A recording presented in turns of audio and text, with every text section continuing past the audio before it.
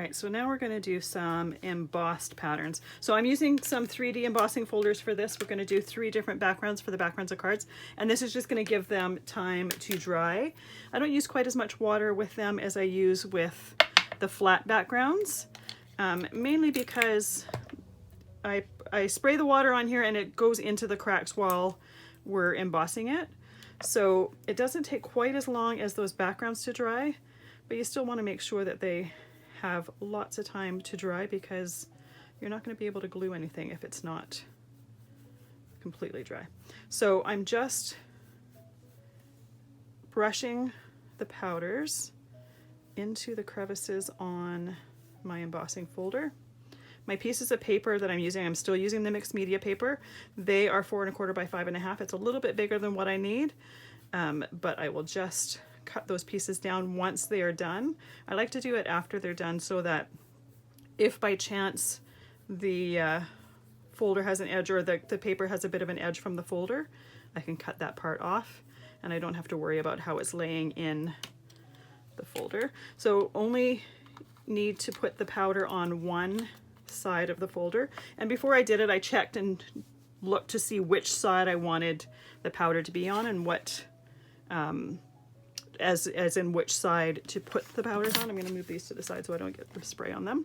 So there's 2 ways to do this. I can put the paper in, emboss it, and then spray it. I tend to like to spray the folder, put my paper in, try not to move it, close it, and then I've got my big shot here. I've got the top tab of my multi-purpose platform open, and we only need 1 plate for this. Like I said before, I'm using 3D embossing folders, and that's mainly because I have these and they have like a fall foliage theme to them. You could use regular embossing folders as well. So look how pretty that is. So the nice thing about the embossing folders is the pigments and the colors don't move quite as much. You can put as much or little as the powder you want. I tend to put like a thin layer because I don't really want to waste them. The one thing to keep in mind, though, I'm going to move that to the side to dry, is you're going to have moisture still in your embossing folder and on your plates. You will want to clean that off just with a paper towel before doing your next one to keep things nice and neat. So I'm just going to move this to the side, move my machine away, and then we'll do the next one. The next one I'm going to do is this wood grain one, and I'm going to do this one with the brown. I'm going to do it the same way.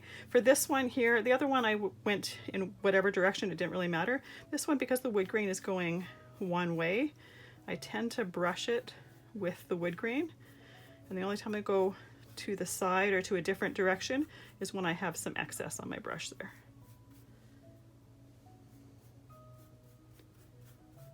And I tend to cover the whole thing. You don't necessarily need to if you don't want to. If you just want it in certain areas, you can absolutely do that.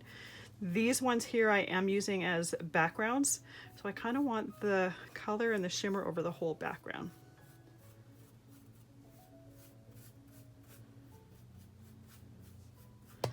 And once you have them completely covered, I like to close my bottle so that I don't miss water in there accidentally. I'm going to spray it again. I tried it the other way once, did the powders and then sprayed it, and I just found that I liked the way that it looked this way better.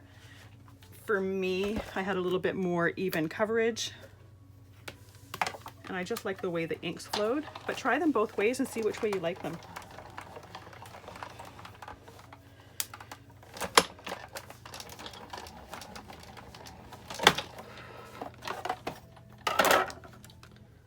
Alrighty, so here's this one. This is the brown one, so this one has the different colors in it.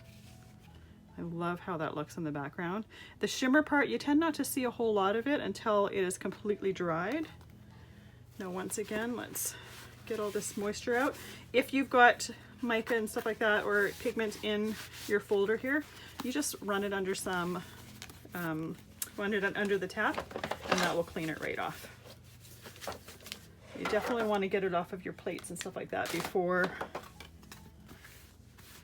Like for this project, it's not necessarily going to matter if you happen to get some of this onto something else, but you definitely want to do it before you're working on a different project that you don't want to get contaminated. All right, so for the last background, I'm going to use this leaf folder here. So it's basically just a blown in version of a leaf. So I'm going to use those colors. Basically, I'm going to use all the colors except for the blue. Not going to use a ton of the crimson because I find that it kind of overpowers. But I'm going to do the green in the center.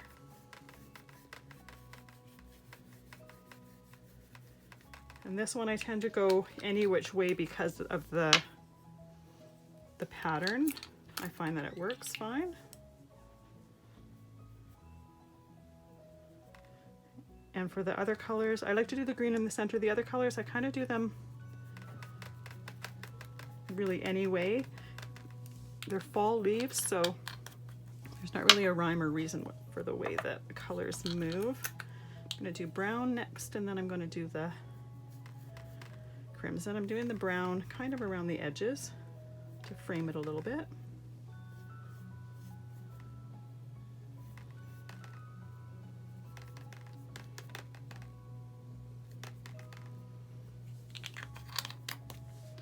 This is one of those things that you plan it to a certain point, and then the colors are going to kind of do what they're going to do.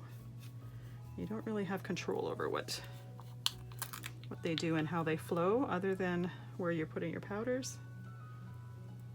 So for the red one, I'm just going to tap it in and then brush it so that I get it a little bit over the whole thing. And I do like to brush it in here because I don't want clumps of powder. All right, so let's spray it. And then put my paper in there. Grab my machine.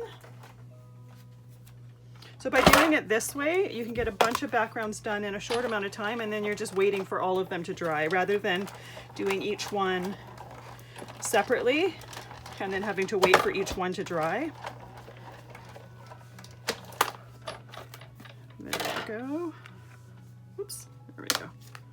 Ooh, this one ended up having a lot more red in it than the, just gonna move this out of the way, than the background for my card, but I love that. Now, this part here doesn't have any color in it. I can take my